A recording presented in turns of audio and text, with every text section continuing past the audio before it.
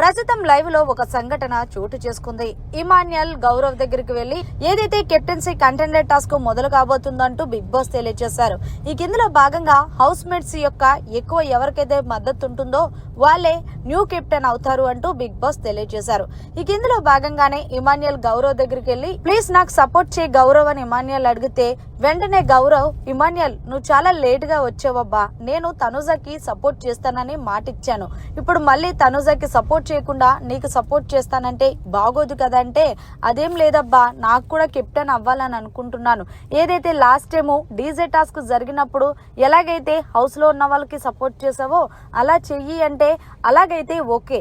ఒకవేళ end of day గనక తనుజకే support చేయాలి అంటే గనక నేను 100% తనుజకే సపోర్ట్ చేస్తాను, ఇందులో ఎలాంటి ఇది లేదంటూ గౌరవ్ అయితే చెప్పుకొచ్చాడు ఇమాన్యుయల్ కి. ఏది ఏమైనా సరే దివ్య చేసిన ఒక్క పని వల్ల మొత్తానికి కెప్టెన్సీ టాస్క్ నుండి తనుజ్ అయితే ఓడిపోయింది. సో ఫైనల్ గా ఇమాన్యుయల్ అయితే న్యూ కెప్టెన్ అయిన సంగతి తెలిసిందే.